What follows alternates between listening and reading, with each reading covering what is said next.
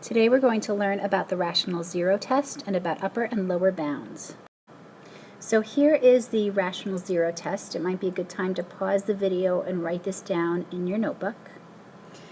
But the rational zero test tells us that for a polynomial function f of x, every rational zero of the function looks like p over q, where p is a factor of the constant term and q is a factor of the leading coefficient.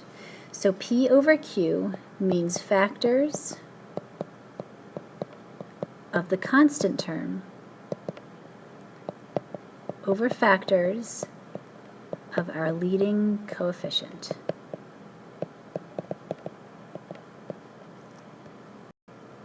So the rational zero test helps us create a list of the possible rational zeros of a function. Now these are only possibilities.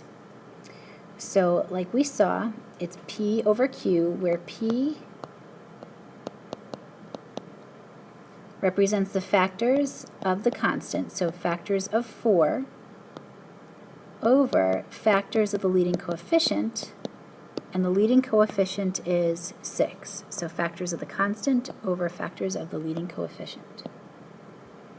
So let's list them all out. The factors of 4 would be plus or minus 1, plus or minus 2, and plus or minus 4.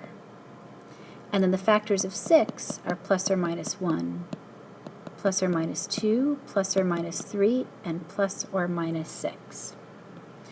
Now in our next step, what we do is we pair up each number in our numerator with each number in our denominator.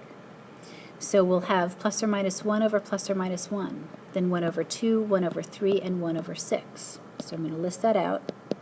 1 over 1, 1 over 2, 1 over 3, 1 over 6, then 2 over 1, 2 over 2, 2 over 3, 2 over 6. So 2 over 1 is 2. 2 over 2 is 1, which we already have, so I'm not going to list it again. But 2 over 3, and 2 over 6 is 1/3, which we already have. Now we move on and we pair 4 with each number in the denominator. 4 over 1 is plus or minus 4. 4 over 2 is 2, which we already have. 4 over 3 we need.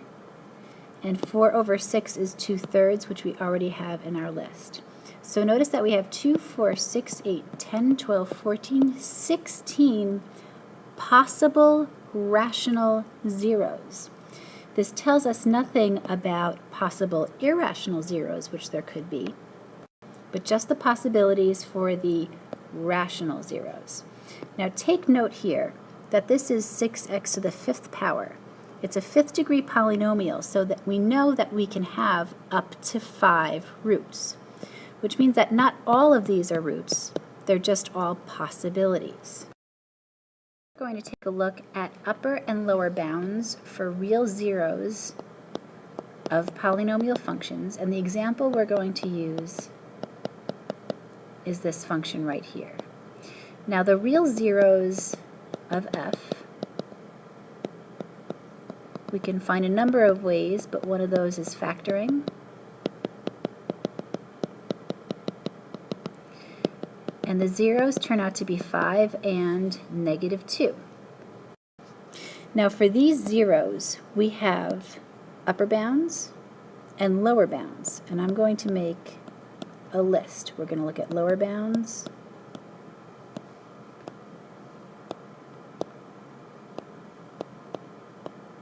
and upper bounds. A lower bound would be any real number that is less than the roots of a function.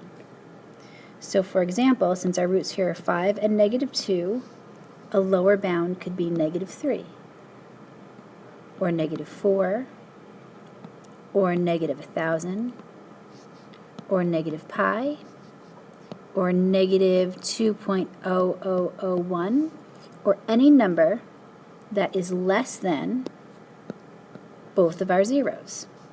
An upper bound would then be the opposite. It would be any real number that is greater than our zeros.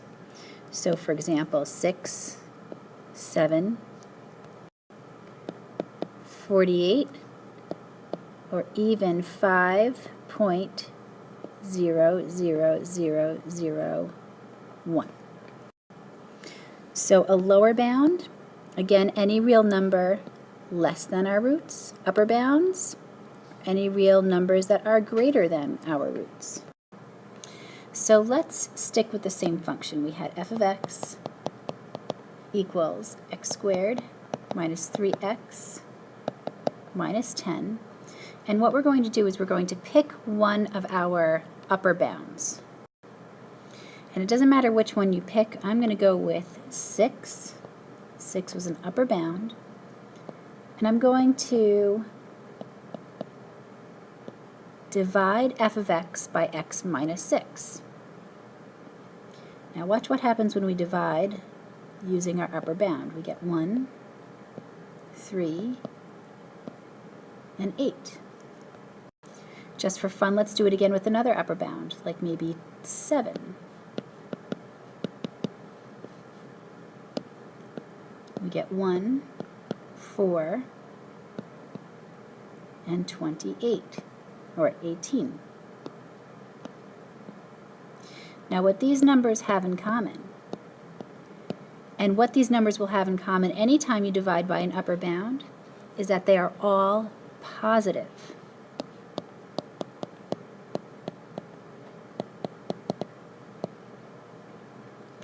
But if we divided by a lower bound, for example, -3, something a little different is going to happen.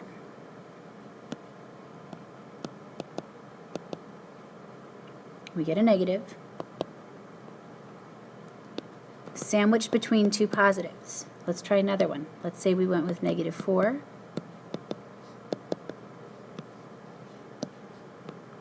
-4, -7, 28, and 18.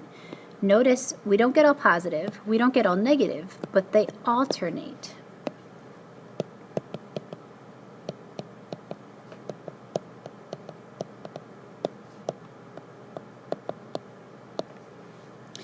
So if you divide a polynomial using an upper bound, your coefficients will be all positive.